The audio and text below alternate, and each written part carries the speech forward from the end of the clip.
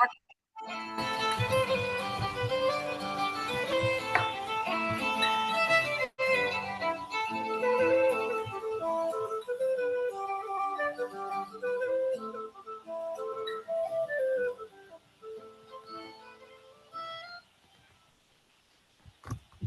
welcome to Traveling Through History, our channel that's dedicated to the events and the individuals who shaped our history. Really glad you could join us today.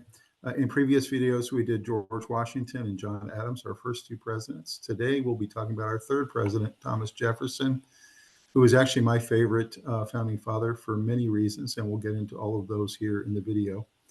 First one being, he was the founder of the University of Virginia, where I attended school. I was a fourth generation graduate. Very proud of that. I also believe Jefferson was the most talented of the founding fathers. He was an architect, he was a lawyer, he was a horticulturalist, he was a farmer, he was an architect who also understood engineering principles at the time. He was a writer, a philosopher, of course, our founding father, and just a generally amazing thinker and writer, probably our best writer, maybe in our history, writing the most important document of our founding, which is the Declaration of Independence. So we'll get into all the details of Jefferson, all his many accomplishments, obviously being our third president, our second vice president under John Adams, our Secretary of State under George Washington, ambassador to France during the Revolutionary years. He was governor of Virginia and founder of the University of Virginia, and also part of the Virginia House of Burgesses. So really held almost every position you could hold all the way through the founding of our nation. So very important man, and we will get into all of those details.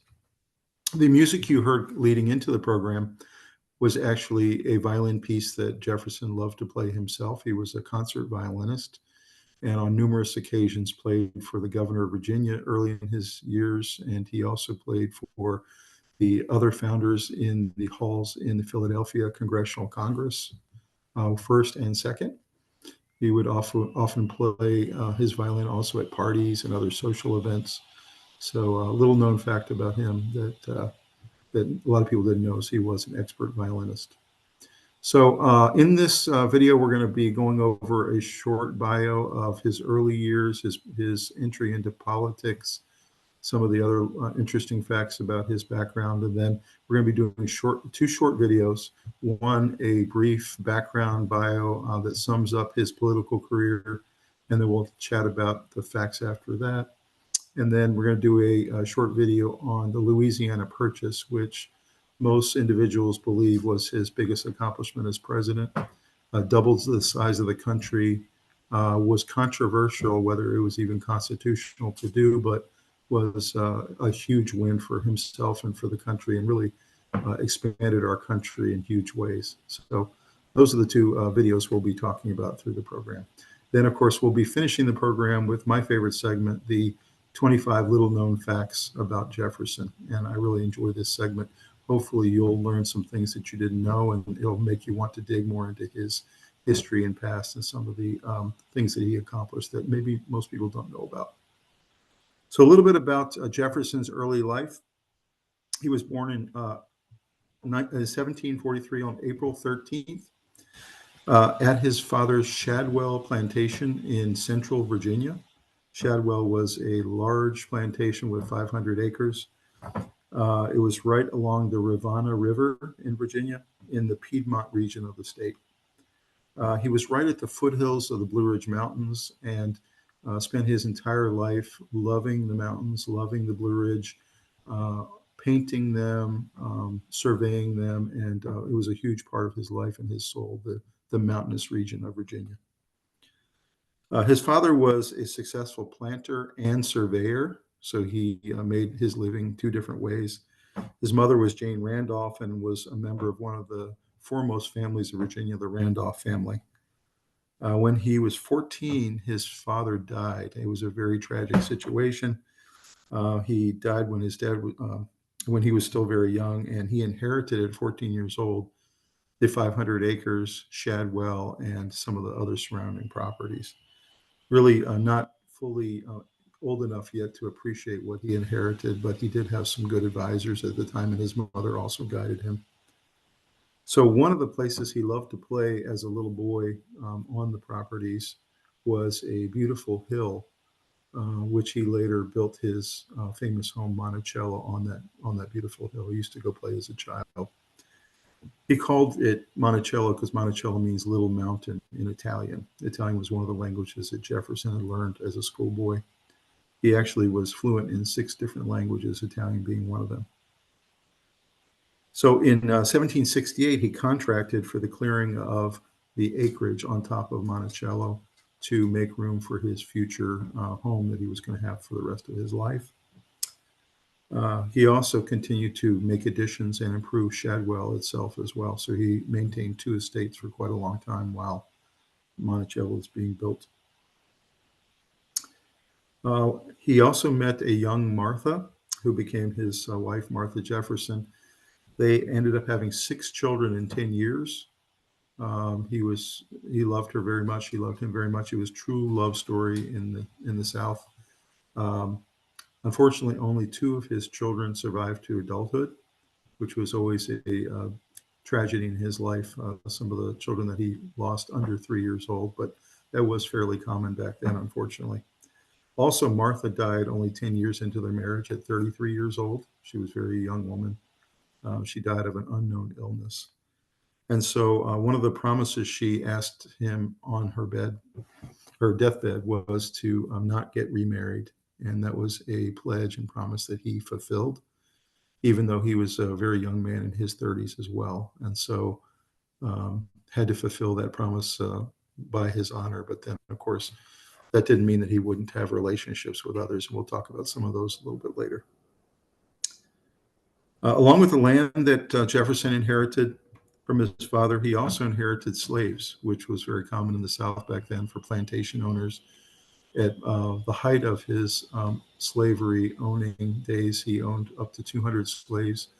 He considered them part of his family, treated them so, and many of them took his last name and considered them as part of his family or his sons or his daughters, which was also very common back then. The slaves were working both at Monticello and at Shadwell at the time. Also, during his adult life, he created a 3rd estate, which was his retreat called Poplar Forest over near Lynchburg, Virginia. Poplar Forest became his retreat he would go to when he wanted to get away and write or think or just kind of ponder the times of the day. In terms of his education, he went and did a 2-year course study at William and Mary, which was in Williamsburg, Virginia. Many of the Virginia aristocracy would send their boys to William and Mary to be educated.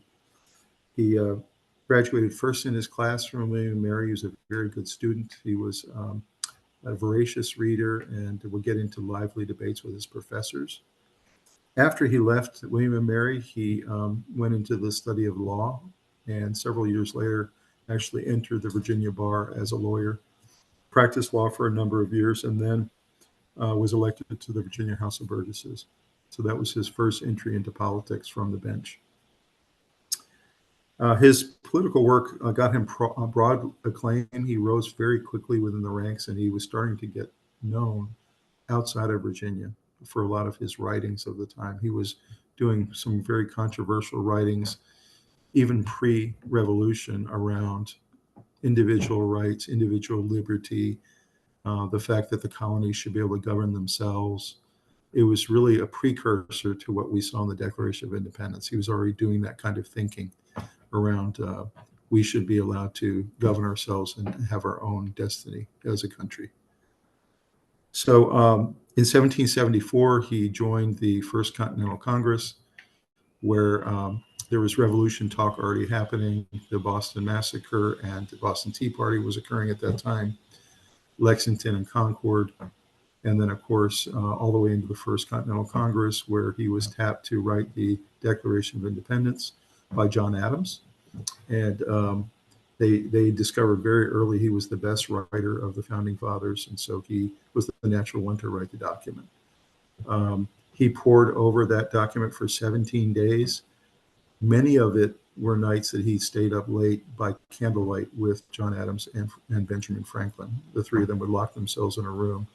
At one stretch, they stayed up for 3 straight nights with no sleep, poring over the document and all of its provisions to make sure it was perfect to be presented to the Continental Congress.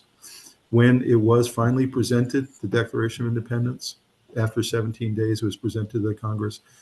Congress went into session and went off and debated it for 2 straight days. Jefferson was not part of those deliberations, and he sat very excruciatingly in his room waiting for word whether they were going to adopt his language.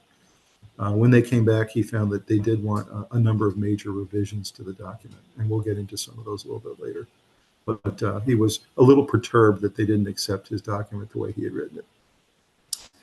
So anyway, that's kind of his early life and early political entry into the overall state of the Union back then. Let's go to our first video. We're going to get a little bit of more bio information. We'll come back and talk about it after that.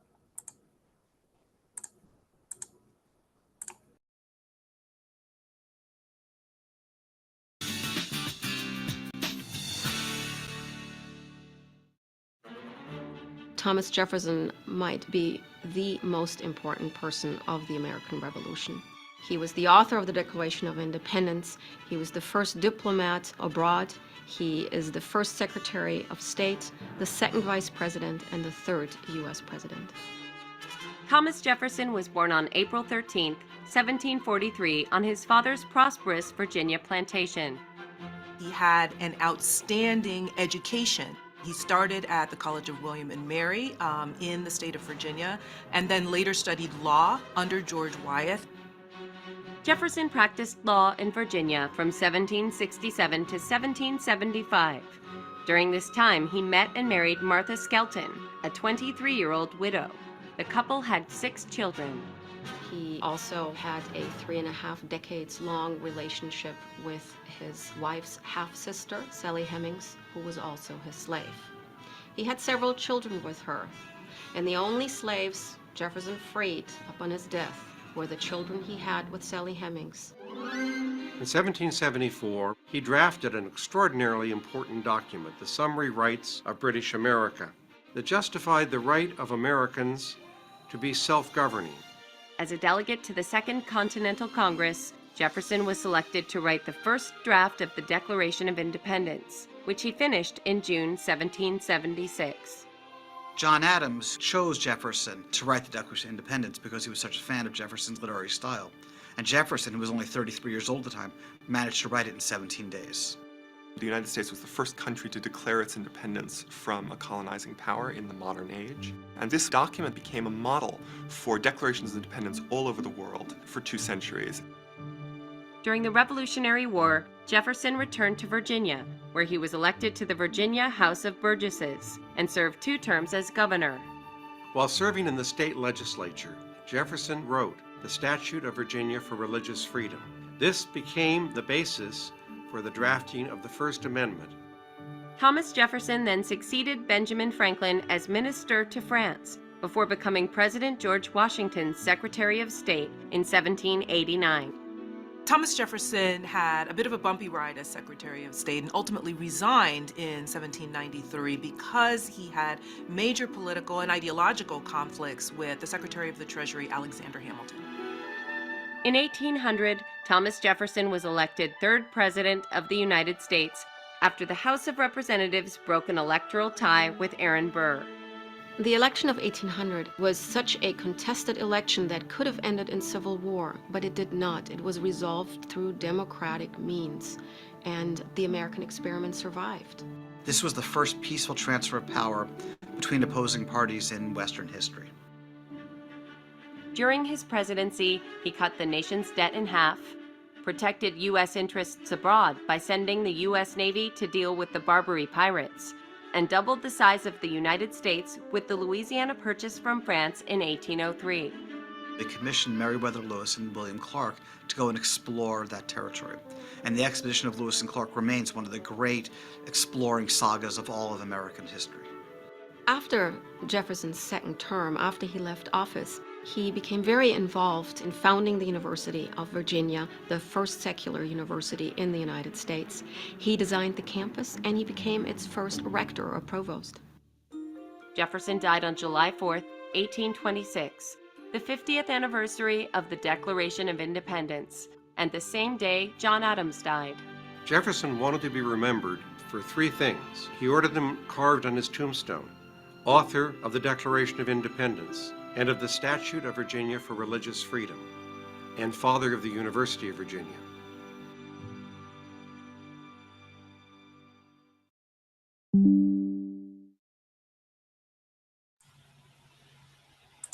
So a couple amazing things you saw there in that video. I just want to point out a couple of the details. The first one is the reference there to Jefferson resigning as Secretary of State under Washington. He did serve in that post for a couple of years and did an excellent job in all the writings at the time.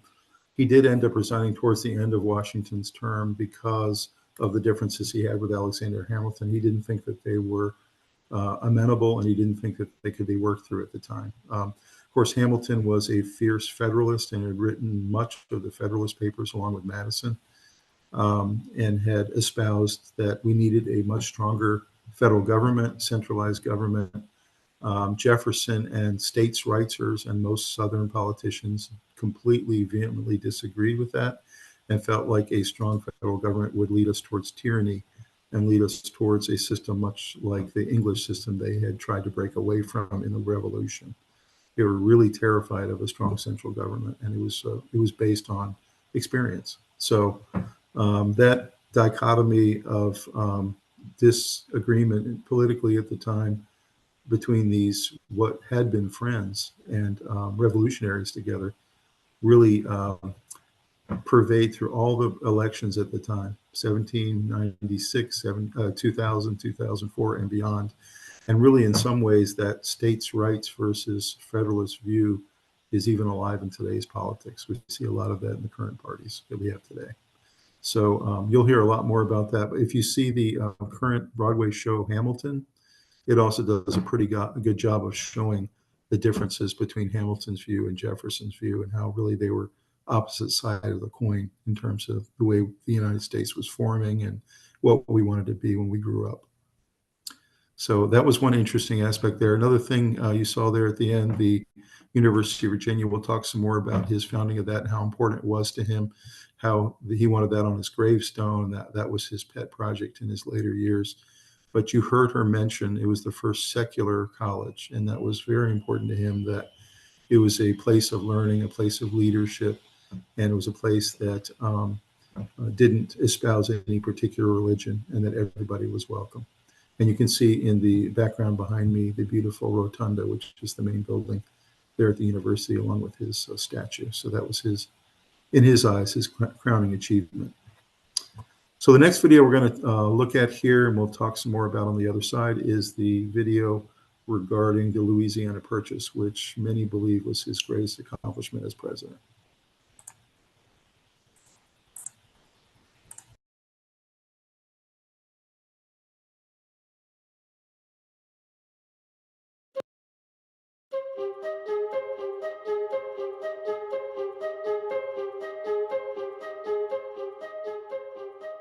I think without a doubt the Louisiana Purchase is one of the great turning points in American history. It's hard to imagine the country succeeding the way it has without purchasing Louisiana. Louisiana Purchase was the result of a treaty negotiated by Robert Livingston and James Monroe with Napoleon of France that gave the United States possession of a swath of territory that would cause us to double in size for $15 million, about 3 cents an acre. It was originally supposed to be the Louisiana Purchase because that's all that Thomas Jefferson wanted. But the French, for a variety of reasons, offered this almost literally incredible deal. One of the things that Jefferson was concerned about was that the territory to our west, whoever possessed it, would be, as he said, our natural and habitual enemy. Given the fact that it was almost a law of physics in the 18th or early 19th century that Britain and France were at war, the United States would be compromised and put in a position where its neutrality would be put to the test. So people think Napoleon had two thoughts. One is he couldn't actually control Louisiana because it's so far away, he can't get troops there, the British are blockading him, and you're seeing unrest in the French colonies in the Caribbean, which is where the real money's coming from back then.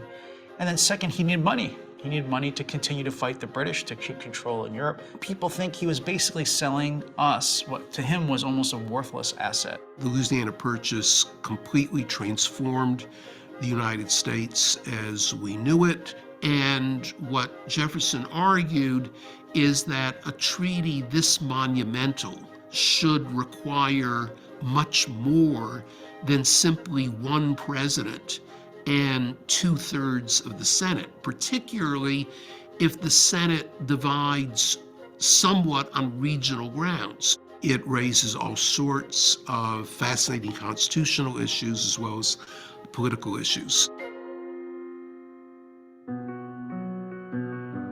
The main reason the Louisiana Purchase was controversial was really because of Jefferson himself. Jefferson had very, very serious doubts about the constitutionality of the purchase. But on the other hand, there's allowing Americans to remain at peace through the possession of land that would insulate us, presumably, from the troubles of Europe. If you're going to add a wholly new territory to the United States and new states, do you have to actually amend the Constitution to add those states? And so Jefferson himself thought that you would actually have to get a constitutional amendment to do it. Jefferson actually drafts a constitutional amendment that would have explicitly authorized the purchase of Louisiana.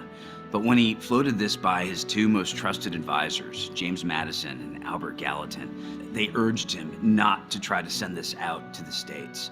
This has been a recurrent theme in American history, given that almost everybody says that if you're going to engage in significant constitutional change, why not get it in writing and why not get the necessary public approval?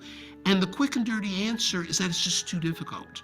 In a perfect world, this amendment would have been added to the Constitution very quickly, and it would not have put at risk the purchase of Louisiana. Thomas Jefferson lived in the real world. Jefferson, though, he was constantly worried about the threat that government power posed to individual liberty. So what he wanted to do was interpret the Constitution narrowly, excessively narrowly, I would say, in order to preserve liberty. But then if these great opportunities happen, you just do it. It's also true that as Secretary of the Treasury, Albert Gallatin, said, oh no, there's no constitutional problem, because the Constitution very clearly sets up a treaty power. The treaty power says if the president negotiates a treaty and it's ratified by 2/3 of the Senate, then it becomes the law of the land. But what Jefferson accurately perceived is that this was no ordinary treaty. Jefferson couldn't do it wholly by himself because we had to pay for it. Until 1945, until we had a really, truly large standing army, everything the president wanted to do had to be paid for, which gave Congress the checkbook as an ultimate ability to stop any executive. So with the Louisiana Purchase, Jefferson could agree to buy Louisiana, but unless Congress appropriated the money and sent it over to France, no purchase would have occurred. If you could have gotten an amendment quickly and easily, why not? But if in fact there would have been a real risk, either of not getting the amendment at all, or it's taking so much time that Napoleon might have said, wait a minute, I really don't want to go through with this, Jefferson did the right thing if you do believe ultimately in American expansionism. Some people try to bring this up as an example of Thomas Jefferson's so-called hypocrisy, but I don't see it as hypocrisy at all. Jefferson had a whole bunch of different principles, all of which were important, and which in this instance were in competition with one another. I actually think this is a great example of Jefferson becoming great despite his principles, and the conflict within Jefferson and his party between principle and political expediency. And in this case, political expediency won out. I don't think Jefferson was prone to executive overreach, and I don't really think that the Louisiana Purchase is an example of executive overreach. I mean, this is the executive and the legislature working together, as the Constitution stipulates, to ratify and fund a treaty with a foreign power. Jefferson, I think, was constantly torn between his principles and noble ideas like the Declaration of Independence on the one hand, owning slaves on the other. claiming he was for narrow government on the one hand and limited federal powers, limited presidency, but once in office, buying Louisiana and claiming the right as a president to do it extra constitutionally.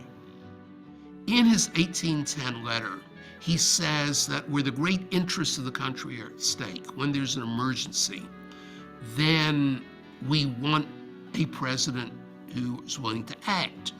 Now, the fact is, there is no plausible argument that there was any emergency that required the United States to get Montana or the rest of the upper Midwest. So when Jefferson considered all of these competing variables, for him, it was maybe a difficult decision, but in the end, it was a pretty easy one. He put aside his constitutional scruples and he did what he thought was best for the country. The Louisiana Purchase Treaty was extremely popular. The Senate ratified it by a vote of 24-7. Most Americans very much approved of the idea of the Louisiana Purchase. Jefferson probably is most famous and most important for the Declaration of Independence. But I think everyone can agree that his great domestic achievement was the purchase of Louisiana. If we like what our presidents are doing, we tend to say, oh yeah, they have that power. If we are afraid of what they are doing, we tend to say they're overreaching. So Jefferson, in his own mind, violated his view of the Constitution. And so, of course, this has been one of the things Jefferson's been criticized for, that Jefferson, and this in other areas, acted unconstitutionally because he had this relatively narrow view of the Constitution, but when he was president, he consistently exercised presidential power in very broad ways. The most important lingering effect of the Louisiana Purchase is the expansion and what that has meant and continues to mean to American history. It allowed the U.S. strategically to be able to escape being hemmed in and get across and start moving westwards towards the Pacific Ocean, which is what turned the United States into a world power. I think it would have been insane to turn down the deal. And I don't think any president would have. And this is what presidents have done since. There are going to be times when you're going to have to swallow hard and say the president has to make a decision now. The most obvious example is if we're attacked.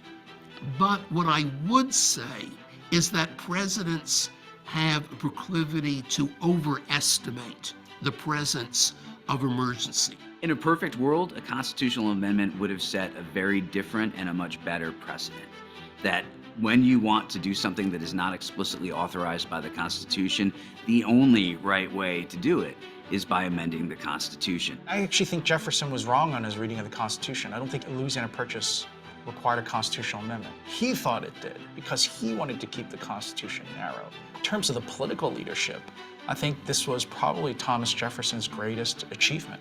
There's obviously something troublesome about this, but it's also very clear there has always been a tension between a kind of legal fastidiousness and dynamic political leaders. Louisiana Purchase is one of the most fundamental struggles in American constitutional history.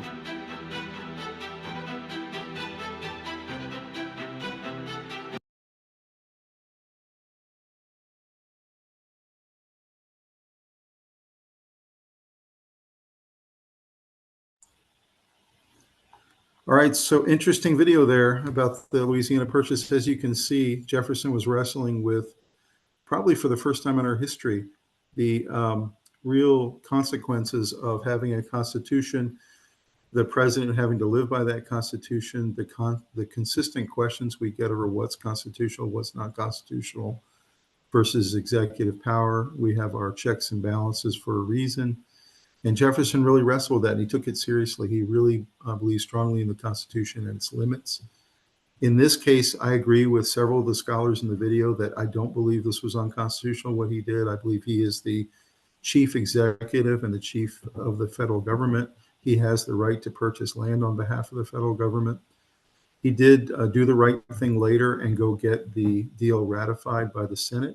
and it was ratified 24-7, so pretty overwhelmingly. He also got the Congress to administer the money to the deal so that we could actually go through with the purchase. I think it was his greatest achievement as president. He had James Monroe and the negotiating team over in France with Napoleon Bonaparte. Who knows how long Napoleon would have adhered to this deal as struck, where we would double the country for $15 million. So I think he did the right thing. I am glad that he and his administration were considering the constitutionality of this action for the first time, really set up for the rest of our country to be guided by and limited by the Constitution, which is why I was there in the first place. The Constitution is not there to limit personal rights, but there to limit the government and what it can do. So very interesting deal there. But as you can see, Louisiana Purchase, humongous achievement, and what it set in motion for our country was the expansion westward. It would also set up a strategic way for the United States to grow, but also to try to stave off some of the European rivals that we had. France to our west, Spain to our west. This was a way to avoid war and to continue to push westward and try to make sure that those wars never happened. So interesting topic there. Please put your comments down below on whether you think the Louisiana Purchase was constitutional or not. I'd be real interested in your comments. So let's go ahead and we're going to now look at my favorite segment of my programs here, and that is the 25 little known facts about Jefferson. We'll take a look at those and we'll talk through them as we go.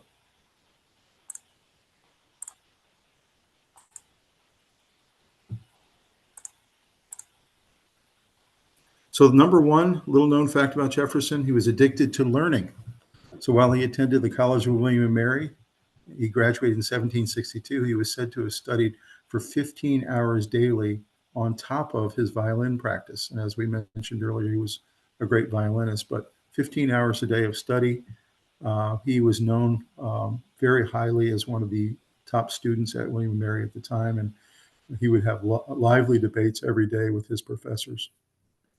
His hard work paid off as he moved into law studies right after William and Mary, and then, of course, became a lawyer in 1767.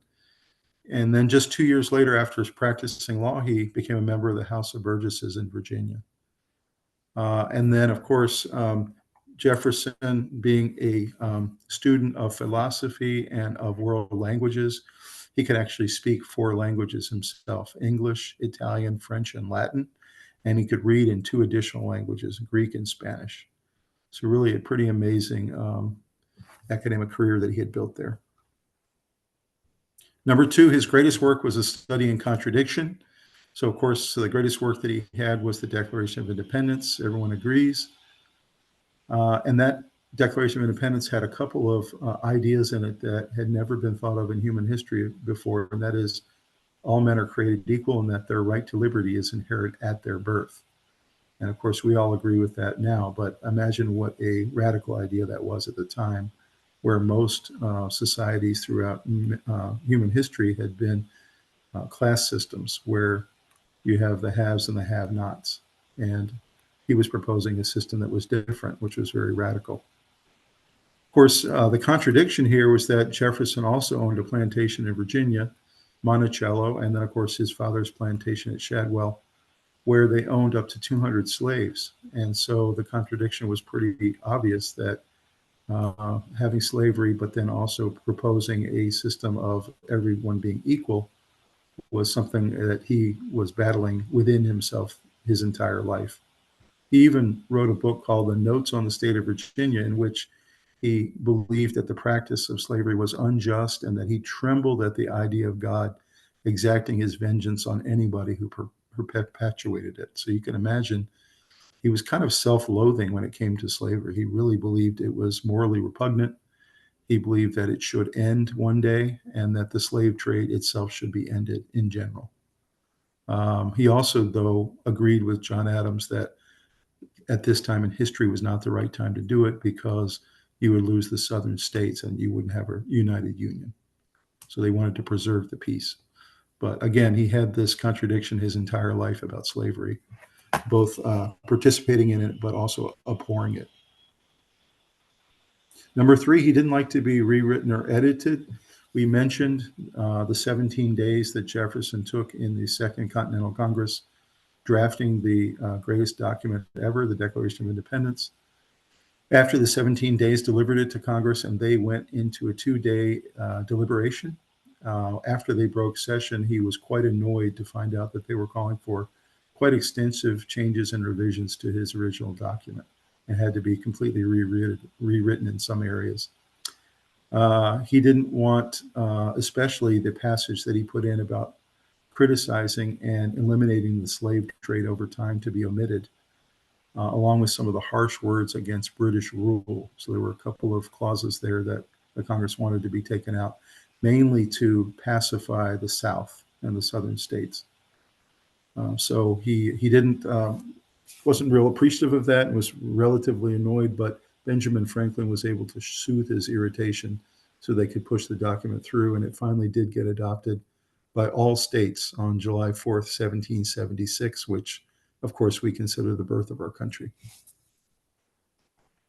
Number four, he recorded everything. So after inheriting his family's Shadwell estate, Jefferson began constructing the brick mansion on the property he dubbed Monticello, which means little mountain in Italian. And he was preoccupied at this new estate with recording the minutiae of every daily routine he had. So he would jot down all his journal entries about the weather every day, his expansive garden, the 300 crops on his garden, the behavior of animals on his property. He kept a running tally of all the hogs killed in a given year. He talked about crop rotations. He accounted for every single expense for the entire estate. He accounted for every gallon or liquor of wine consumed. So he really was kind of an accountant at heart and would record everything in a journal entry that happened on his estate. Number five, he doubled the size of the country with the Louisiana Purchase, as we saw in the video. This was probably his greatest feat as president, an office he held from 1801 to 1809. It was done in a treaty transaction with France, and the deal took careful diplomacy, as Jefferson knew that France controlling the Mississippi River and the Louisiana territories had huge ramifications on the new country and its trade movements. We were very fortunate as a country, and Jefferson and his delegation, when Napoleon Bonaparte was in a mood to deal because he needed money. He was actually in a fierce war with England at the time and very much needed some capital for his effort. Originally, Bonaparte asked for $22 million for the Louisiana Purchase, but settled for $15 million after James Monroe and his team negotiated the deal. Jefferson was quite elated and had a humongous celebration in Washington once the purchase was approved, although some critics still continued to chip at him about the constitutionality of the deal and whether the president had the right or even the ability to purchase foreign soil without 2/3 of the states approving. So that those critics continued and that debate continued. But again, he doubled the size of the country, and it was a huge feat. He fought pirates, number six. Another instance where Jefferson pushed the limits of constitutional power was his fierce response to the Barbary pirates in the Caribbean. And these pirates were very annoying and would harass shipping lanes going back and forth to Europe, back and forth to Asia. And so under Jefferson's orders, American warships were dispatched to confront the pirates directly rather than capitulate to their demands. And a war broke out, the first Barbary Pirate War. And initially, the Navy's push was successful, and they sunk a number of pirate ships and took a number captive. But as the war wore on and the years wore on, the pirates were able to start having some success and retaliation. They even captured a massive American frigate at one point with hostages. So then a treaty was declared in 1805, and that was the end of the Barbary Pirate War, number one. There was a second Barbary War later in 1815 after Jefferson had left office. So this continued to be an issue that the United States had to deal with. Number seven, he helped popularize ice cream in the United States. So as you can see in the top there, what his recipe would have looked like at the time, his vanilla ice cream recipe. And you see it written down in his penmanship there on the right. The first ice cream recipe ever in the United States was in his handwriting.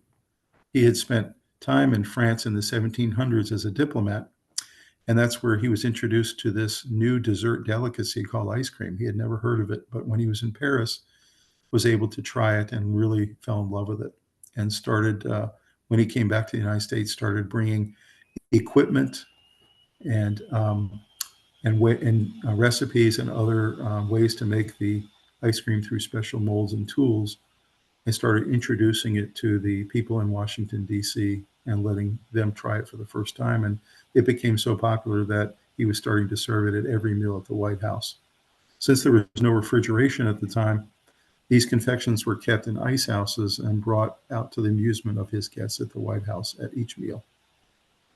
He also left behind the first ice cream recipe. You can actually find that recipe if you Google it, or you can find it in other locations if you want to try the recipe. You can see it's a little bit odd compared to the way we'd make ice cream today. You'd have 6 egg yolks, a half pound of sugar, 2 bottles of cream, and 1 vanilla bean. So it must have been a very interesting taste. Number 8, he was bribed by a reporter. So we mentioned earlier the Thomas Jefferson and Sally Hemings affair, alleged affair. They're still doing DNA tests around this affair today. But in the 1790s, a reporter named James Callender had run articles condemning politicians like Hamilton and Adams for various indiscretions that they did.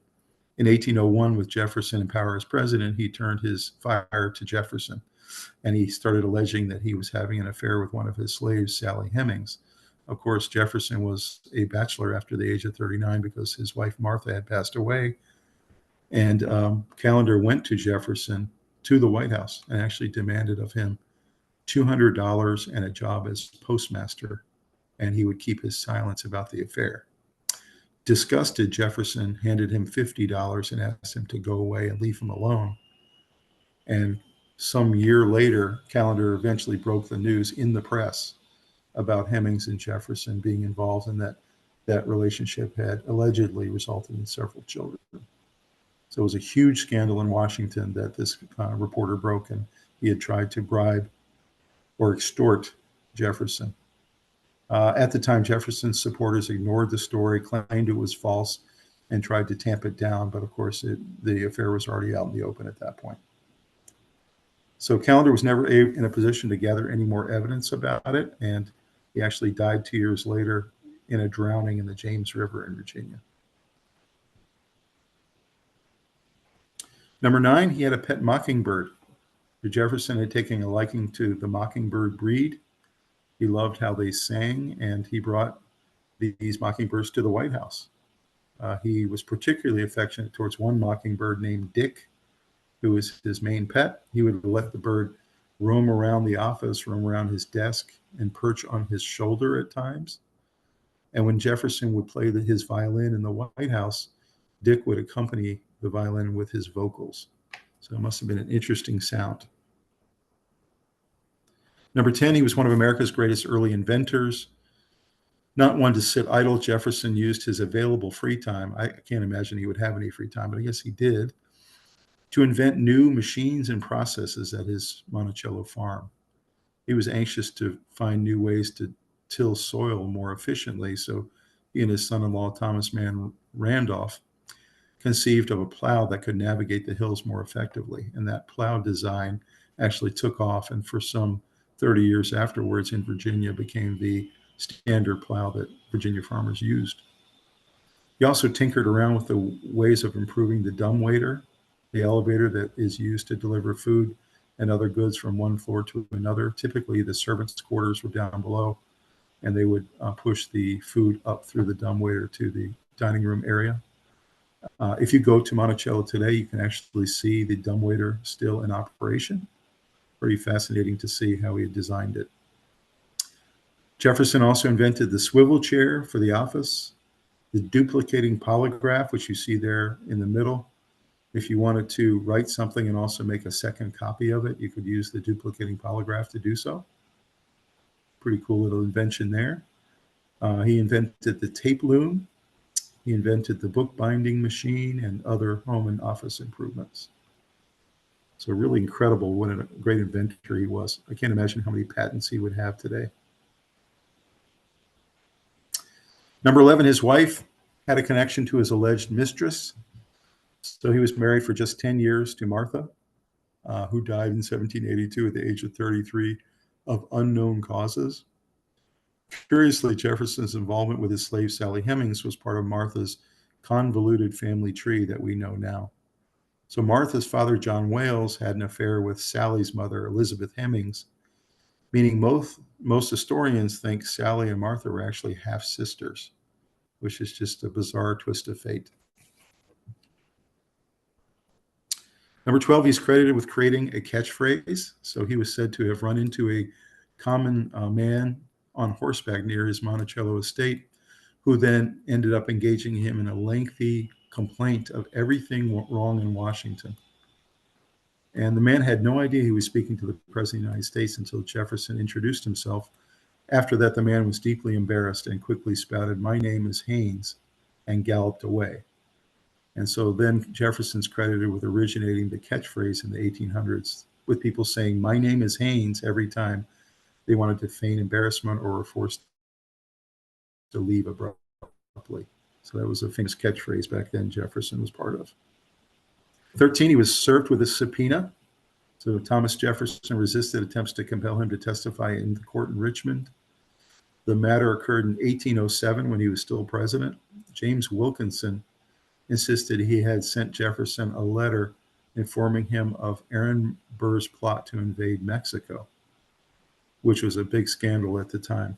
And U.S. federal attorneys wanted Jefferson to appear with the letter at the court in Richmond, but the president said the country would be left without leadership if he traveled to answer the subpoena, and so he refused to appear. This was an act of executive willpower that was never challenged in court.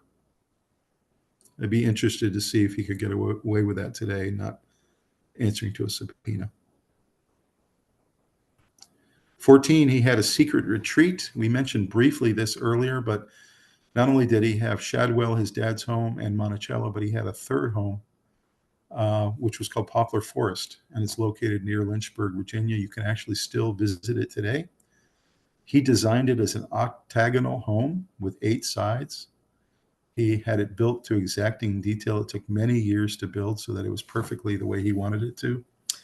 The windows were measured so they would bring in only Jefferson's preferred amount of sunlight. He was very particular how much sunlight he wanted coming in.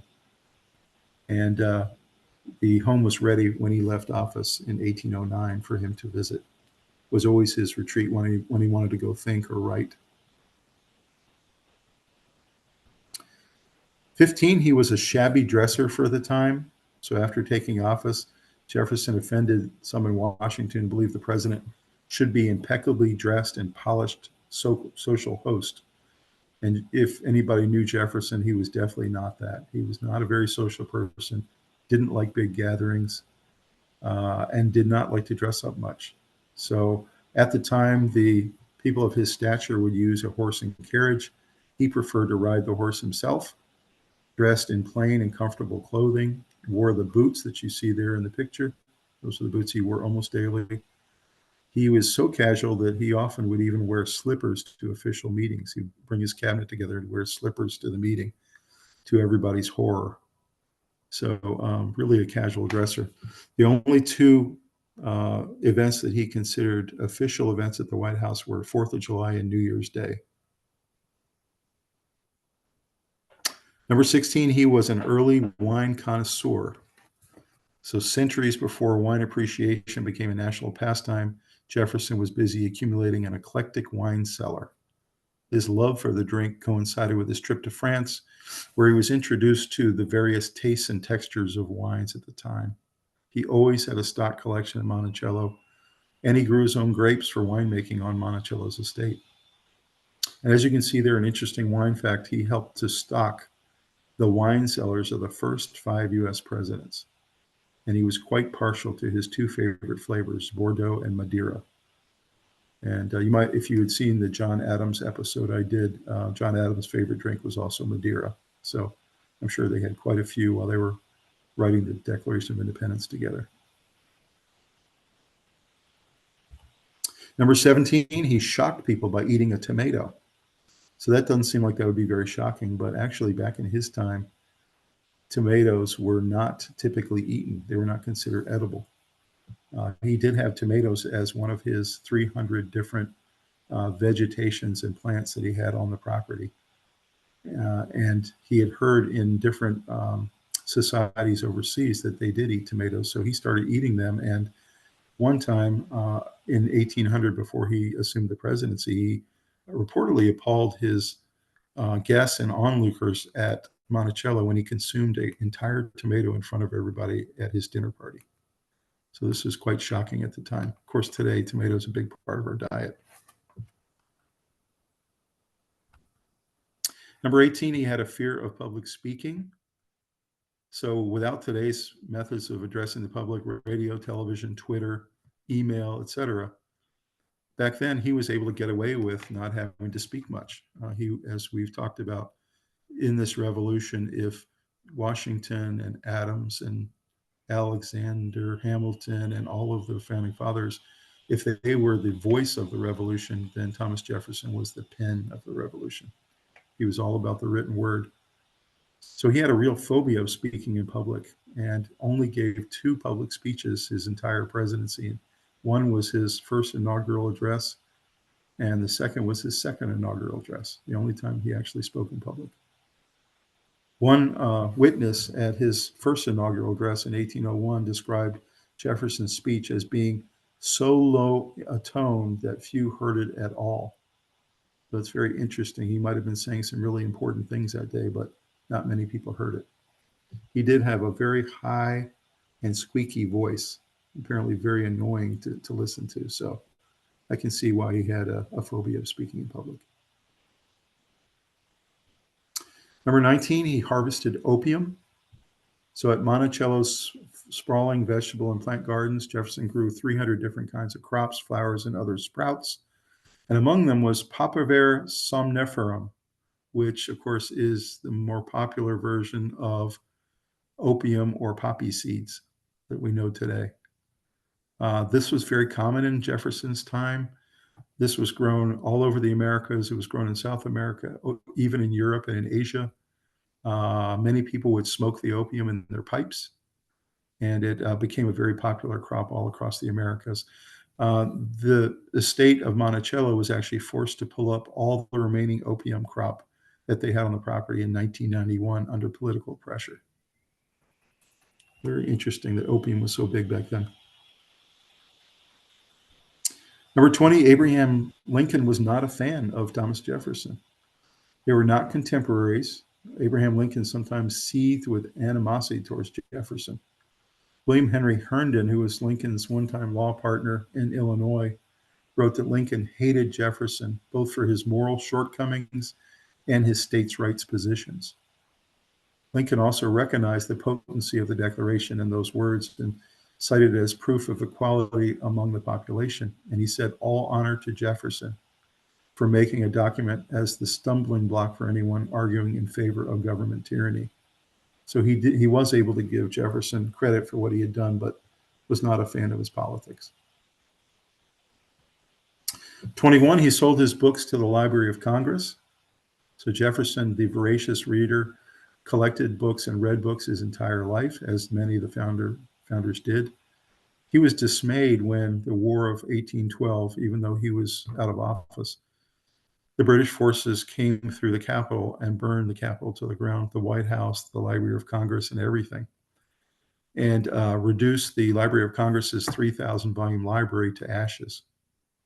So Jefferson took upon himself to negotiate a deal with the federal government to repopulate the Library of Congress, and sold his entire personal library of 6,707 books to the Library of Congress for $23,000 plus.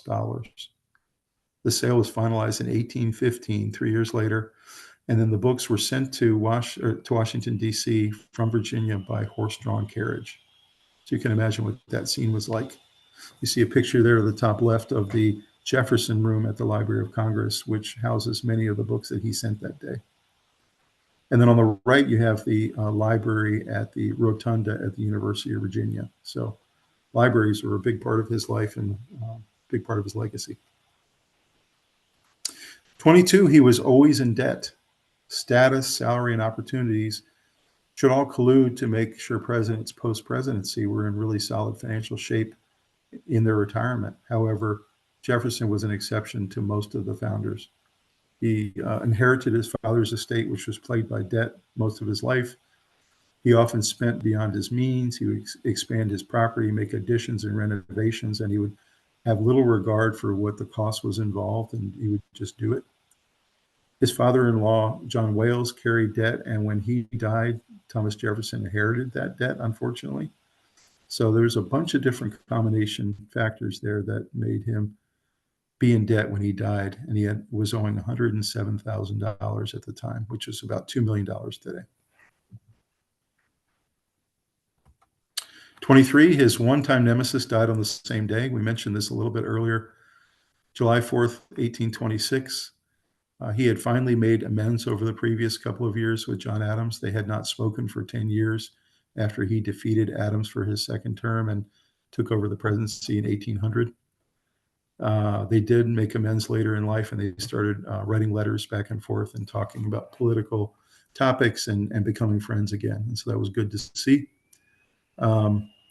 In a twist of fate, Adams passed away 5 hours after Thomas Jefferson on the same day, July 4th, 1826, which was exactly 50 years to the day from the Declaration of Independence being adopted.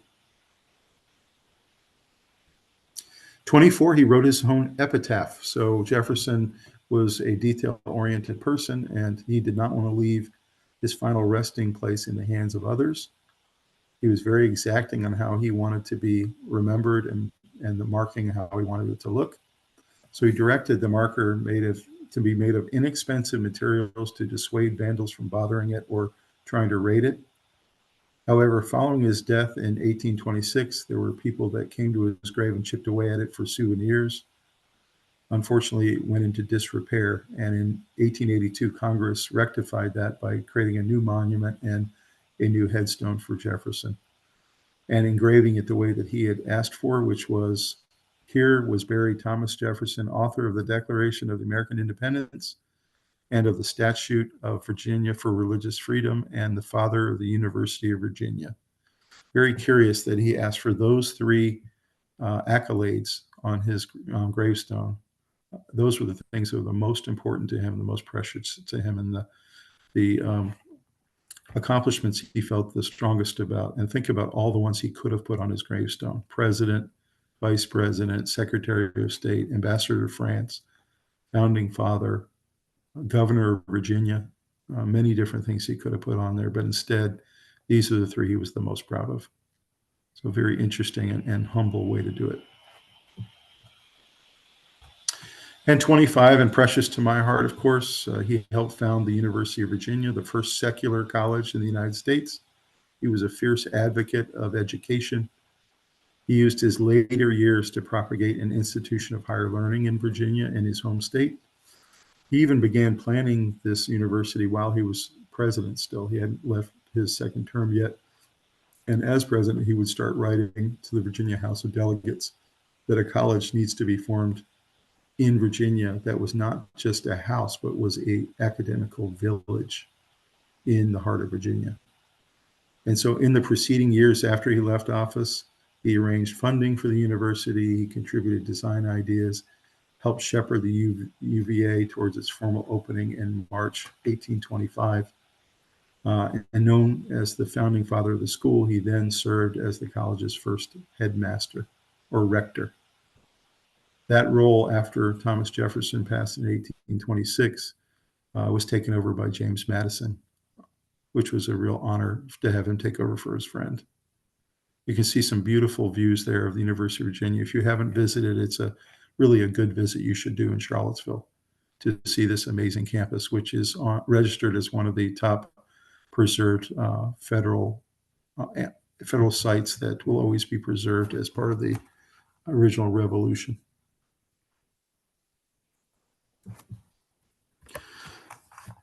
So those were our 25 little known facts. I hope you enjoyed that. That's always one of my favorite parts of the program. And I hope you learned some things that you didn't know before about Thomas Jefferson. As you can see, you could spend years studying this man and all the things he accomplished, all the contradictions in his life, all the fabulous things that he did in his life. He really was one of the original founders, and obviously this country would not exist without him. So take some time to get to know him, take some time to really delve into his philosophy, his political stances, and his philosophical stances. So anyway, thank you so much for joining today, and I'll look forward to you joining one of our future episodes. And we have lots more coming. Please like this video and subscribe down below, and leave us a comment on maybe future individuals from history you'd like us to focus on in new episodes. Appreciate your time and have a great evening.